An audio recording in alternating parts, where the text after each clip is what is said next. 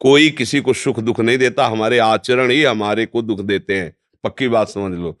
बोले वो अमुक ने उसको पीटा, राज कर्मचारी आपकी सुरक्षा के लिए हैं, लेकिन जब आप असत आचरण करेंगे तो पीट के जेल में डाल देंगे। ये राज कर्मचारी हैं। शुक्र, शनि, राहु, केत, ये सब राज कर्मचारी हैं। असद आचरण वालों को जलाते हैं, दंड देते हैं, और सदाचरण वालों को, चाहे जिस नक्षत्र पे बैठे हो, चाहे ग्रह पर किसी भी बैठे हो, ये सदैव अनुकूल रहते हैं। ये भगवत पार्षद कोई ऐसे वैसे नहीं है। करो अस्त मैथुन और शनि साढ़े चढ़ा हुआ है, इसलिए ऐसा होता है। बेवकूफी वाली बातें बच्चा है। अभी अवस्था है तुम्हारी वीरपात करने की। गेहूं की फसल तैयार हो रही है, गलेथ पे हो, गलेथ माने होता है दाना अभी पड़ रहा है, और आप उसको काट लो तो ना भूसा होगा ना दाना होगा, व्यर्थ जीवन चला जाएगा। कम से कम 20-22 वर्ष तक ब्रह्मचर्य का पालन करो, फिर गृहस्थी में जाओ। संतान तेजस्वी होगी, देशभक्त होगी, माता पिता की भक्ति कर। ये क्या है? उद्दंडता बच्चा, ये कहीं भी सुख प्रदान करने वाली नहीं। ज्योतिषाचार्य, दुनिया के आचार्य सब उसी परम पिता परमात्मा के ज्ञान को ही बता रहे हैं। जो सही माने में ज्योतिषाचार्य हैं, वो सबसे बड़ी ज्योतिषी है कि भाग्य विधाता हमारे कर्म हैं। अवश्य में भोक्तव्यम कृतम कर्म शुभाशुभम। ठीक अपने कर्म कर लो, कोई तुम्हें बिगाड़ दे तो मैं बताना। हमारे कर्म पूर्व के या वर्तमान के, वही हमारी दुर्गति करते, दूसरा कोई सृष्टि में नहीं। को न काहू के सुख को दुख कर दाता, निज कृत कर्म भोग सुन भ्राता। बिल्कुल सिद्धांत समझ। अभ्यास गलत किया है, कोई भी देवता तुम्हें नहीं बचा सकता। गलत अभ्यास किया है, अपना नाश स्वयं कर रहे हो, किसी देवता या किसी का दोष नहीं। काले कर्म ईश्वर ही मिथ्या दोष लगाए। ये आचरण गंदे बंद करो बच्चा। नाम जप करो, सात्विक आहार करो, आधा घंटा दंड बैठक मारो, व्यायाम करो, दौड़ो, अभी सब ठीक हो जाएगा। अरे पीछे गलती, यद्यपि ये गलती ऐसी पूरे जीवन भर भोगना पड़ता है, क्योंकि बाल्यावस्था का वीरपात बिल्कुल जीवन को नष्ट कर देता है।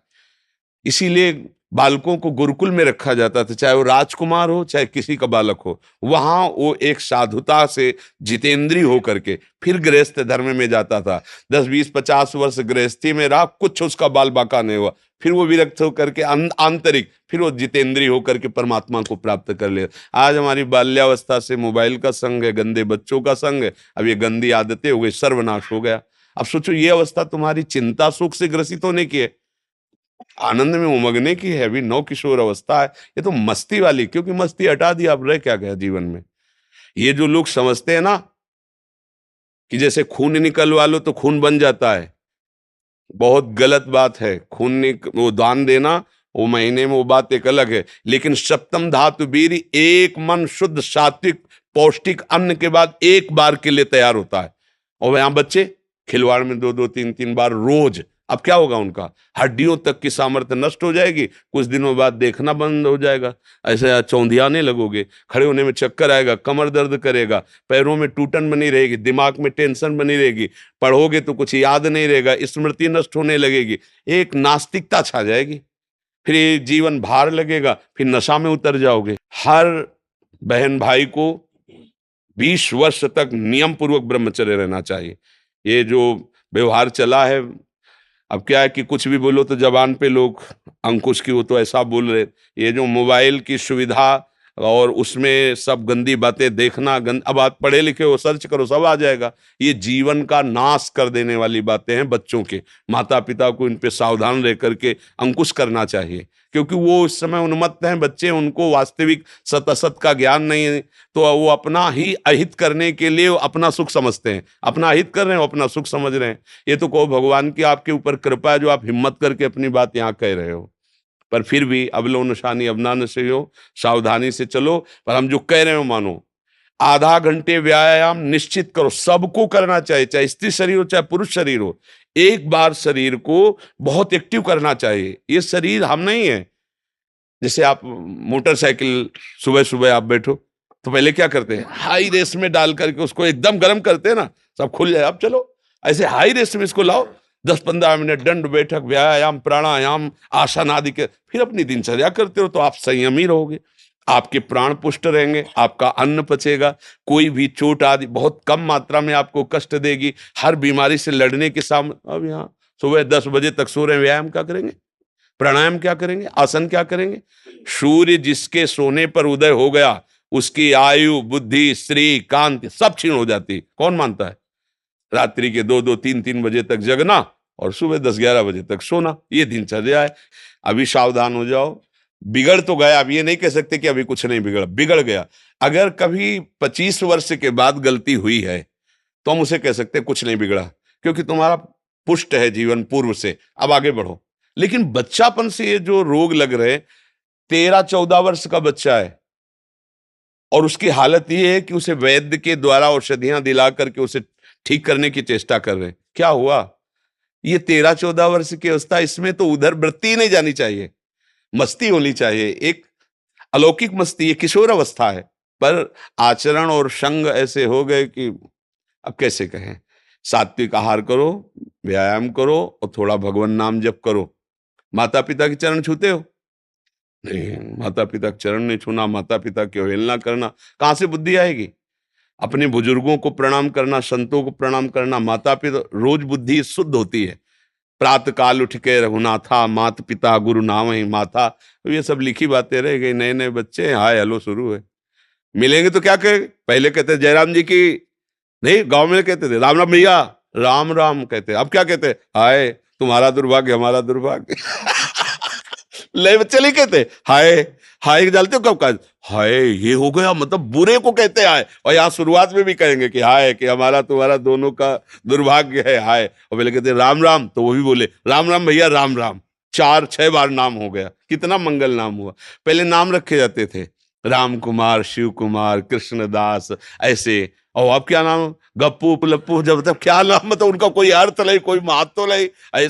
ये माया का खेल बड़ा विचित्र है, फंसाता चला जा रहा है ऐसी जगह जहां कहीं भी। अरे नारायण नाम पुत्र का रख दिया तो उसको भगवत प्राप्ति हो गई। अंतिम समय याद आ गया पुत्र की और बुलाया नारायण, तो भगवान के पार्षद आ गए, कथा है, बचा लिया।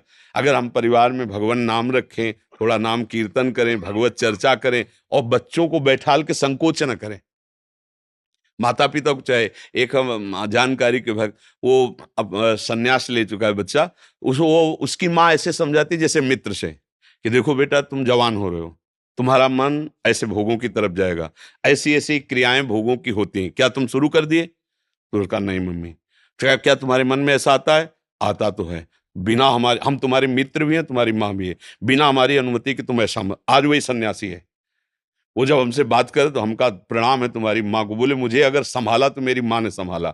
मतलब बचपन से बैठाल कर हमको सारी बातें बताती रही कि ऐसी ऐसी गलतियां होती, ऐसी ऐसी बात होती, तुम्हारे अंदर तो नहीं, तुमका इच्छा है पर अभी नहीं है। आज उसने उसको सन्यासी बनाकर खड़ा कर दिया, भगवत मार्ग का पथिक बना दिया।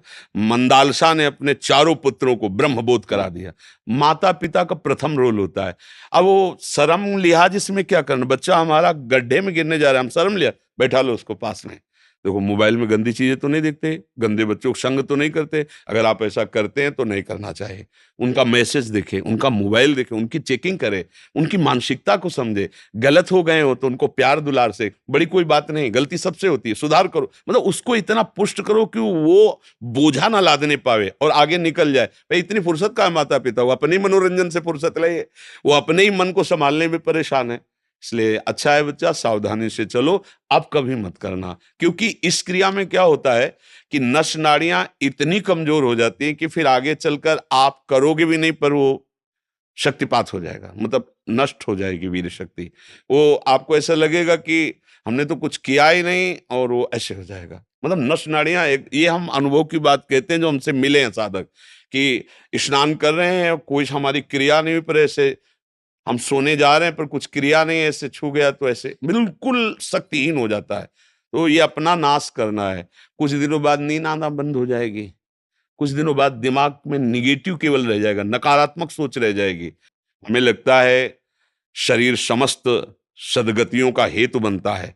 अगर शरीर स्वस्थ है, बुद्धि पवित्र है, तो हम यहाँ अच्छे विद्यार्थी बन सकते हैं, हम अच्छे पुत्र बन सकते हैं, हम अच्छे मित्र बन सकते हैं, हम अच्छे देशवासी बन सकते हैं, हम अच्छे भक्त बन सकते हैं। और जब शरीर ही स्वस्थ नहीं, मानसिकता स्वस्थ नहीं, तो कुछ नहीं, बस जीवन काट रहे हैं व्यर्थत्व में।